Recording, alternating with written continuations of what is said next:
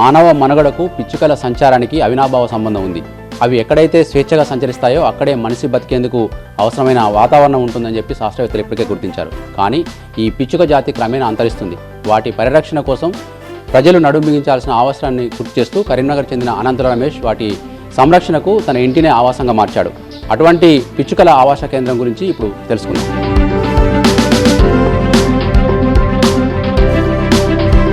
ఒకప్పుడు ఉదయాన్నే కిచకిచమంటూ పల్లెటూళ్ళలో సందడి చేసే పిచ్చుకలు కనుమరుగవుతున్నాయని తెలుసుకొని వాటికి ఒక పల్లెటూరి వాతావరణం కల్పిస్తే మా పట్టణాల్లో కూడా మన ఇంటికి వచ్చి ఉంటాయి అనే ఒక ఆలోచనతోటి ఇక్కడ బర్డ్ ఫీడర్ల ద్వారా వాటికి అవసరమైన ధాన్యం గింజలు, వాటరు ఇట్లా మన మట్టి పాత్రల్లో నీళ్ళు ఏర్పాటు చేయడం వల్ల అవి ఇప్పుడు చాలా వస్తున్నాయి. చిన్నప్పుడు ఈ పిచ్చుకలు కనుమరుగవుతున్నాయని తెలుసుకుని ఒక ఆర్టికల్ చదివినాం. తెలుసుకున్న తర్వాత ఎందుకు కనుమరుగవుతున్నాయని ఒక ఆలోచన వచ్చింది. ఈ పట్టణీకరణ పెరగడము, ఈ అపార్ట్మెంట్లు కల్చరు ఇవన్నీ పెరగడంతో వాటికి ఉండడానికి ఆవాసాలు లేకపోతున్నాయి. పట్టణాలలో కూడా పల్లెటూరు వాతావరణం కల్పిస్తే అవి సంతోషంగా వచ్చి ఉంటాయి నాకు ఆలోచనతోటి మా ఇంట్లో ఉన్న ఈ వాతావరణం ఈ చిన్న ప్లేస్లో కూడా ఈ చెట్లు పెంచడము, ఈ బర్డ్ ఫీడర్ల ద్వారా ధాన్యం గింజలు ఏర్పాటు చేయడము, నీరు సమర్పించడం వాటి కోసం ఇవన్నీ చేయడం వల్ల చాలా పిచ్చుకలు వస్తున్నాయి, సందడి చేస్తాయి. పొద్దున్నే వాటి కిచకిచ చప్పుడు వింటే కొంచెం ఆనందంగా ఉంటుంది, మనసుకు ప్రశాంతంగా ఉంటుందని.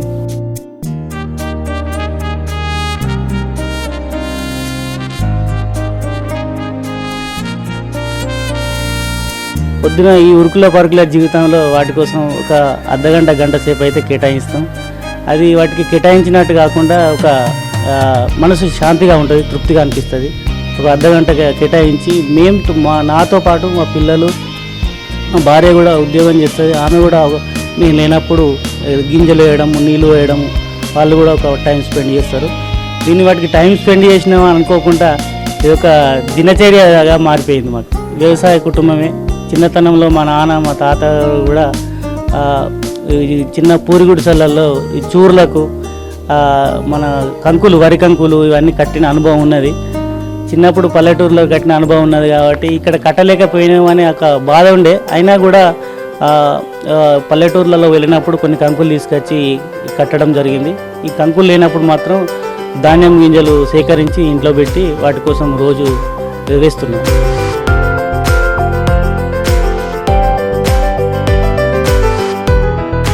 ఉదయం 5:30-6 గంటల ప్రాంతంలో చాలా వస్తాయి. వాటికి మా ఇంట్లో ధాన్యం గింజలు ఉంటాయి అనే ఒక భరోసా ఉంటుంది. వాటికి ధాన్యం గింజలు ఏర్పాటు చేసినాం కాబట్టి అవి ఖచ్చితంగా ఉదయం 6:30 నుంచి 7:30 వరకు సందడి చేస్తూ ఇంటి నిండా తిరిగిపోతాయి. తిండి కూడా వాటికి ఆ విధంగానే సమకూరుస్తున్నాం. ధాన్యం మేము రైతుల దగ్గరికి వెళ్ళి, ఫ్రెండ్స్ దగ్గర వెళ్ళి రైతుల దగ్గర పోయి కొన్ని కలెక్ట్ చేసుకొని వచ్చి పెట్టడం జరిగింది. వాటర్ కోసం కూడా ఇప్పుడు మట్టి చిప్పలు కొనుక్కొచ్చినాం. మట్టి చిప్పలు కొనుక్కొచ్చి గోడల మీద వాటి ఎక్కడ ఎక్కువ వాళ్తాయో అక్కడ నీళ్లు నింపి పెడతాం. మట్టి చిప్పలలో అయితే చల్లగా ఉంటాయి, వాటికి ఇష్టంగా అవుతాయి. అవి ఇప్పుడు పిచ్చుకలు కాకుండా ఇంకేమైనా వేరే పక్షులు వస్తాయి? ఒకప్పుడు వస్తుండే, కానీ ఇప్పుడు అంతా వాతావరణం ఎండలకు వస్తలేవు. ఇప్పుడు ఈ ఊర పిచ్చుక జాతి మాత్రం ఖచ్చితంగా రోజు పొద్దున్నే సందడి చేస్తాయి. ఇంట్లో వాళ్ళు కూడా బియ్యం జరుగుతా అంటే వాళ్ళ ముందటనే తిరుక్కుంటా అవి కింద పడ్డ గింజలు తినుకుంటూ ఉంటాయి. ఒక ఇంట్లో అవి ఇది మా హక్కు, ఈ ఇల్లు మాదే అనే విధంగా వచ్చి మాత్రం ఊర పిచ్చుకలు ఉంటాయి. ఇంకొక జాతి పిచ్చుకలు వస్తాయి చిన్నవి, అవి చిన్న చిన్న ముక్కు ఉంటుంది వాటికి. అవి కూడా చాలా వస్తున్నాయి. అవి అయితే ఒక 10-20 అట్లా వస్తాయి రోజు.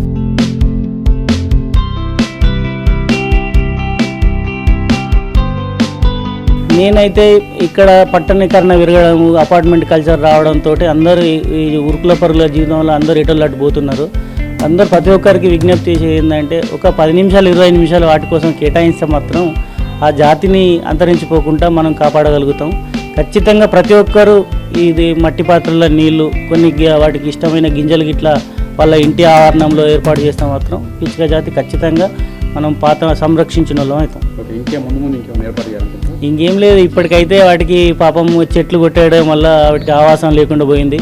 నాకైతే ఇప్పుడు ఇంటి చుట్టూ మాకున్న ఈ వాతావరణంలో చుట్టూ కొన్ని హట్స్ ఏర్పాటు చేస్తున్నా వాటి ఉండడానికి. ప్రయత్నం చేద్దాం. హట్స్ ఏర్పాటు చేస్తే అవి నైట్ కూడా ఇక్కడే ఉంటాయా ఏంటనే ఆలోచనతోటి ఈ చుట్టుపక్కల కొన్ని హట్స్ ఏర్పాటు చేస్తున్నారు, రెడీమేడ్ హట్స్.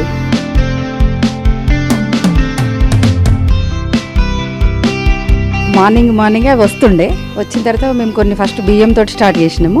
తర్వాత కొన్ని గుళికలు వడ్లు అవి తీసుకొచ్చి వాటికి వేస్తున్న కొద్దీ చాలా పక్షులు రావడం మొదలుపెట్టినాయి.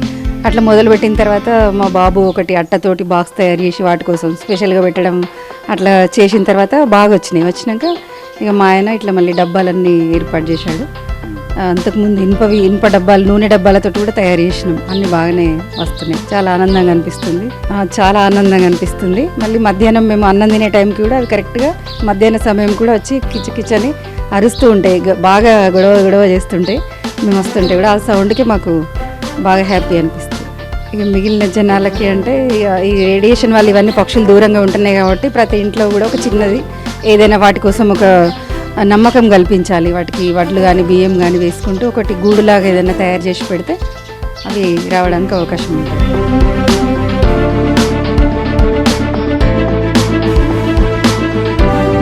మానవ తప్పిదాలు, రేడియేషన్ వంటి అనేక కారణాలతో పక్షి జాతి అంతరిస్తుంది. ముఖ్యంగా పిచ్చుకలు కనుమరుగవుతున్న ప్రస్తుత పరిస్థితుల్లో కరీంనగర్ చెందిన రమేష్ చేపట్టిన ప్రయత్నం ఇక్కడ సఫలీకృతం అవుతుంది. ఇంటికి అనేక పక్షులు ఉదయం సాయంత్రం వచ్చి ఇక్కడ ఏర్పాటు చేసిన తిండి గింజలు తిని ముందుకెళ్తున్నాయి. పిచ్చుకల దినోత్సవం సందర్భంగా రమేష్ స్ఫూర్తిగా మరింత మంది ఇలాంటి చర్యలు చేపట్టాల్సిన అవసరం ఎంతైనా కనిపిస్తుంది. కెమెరామెన్ కవికుమార్తో వెంకటేష్, V6 న్యూస్, కరీంనగర్ నుంచి.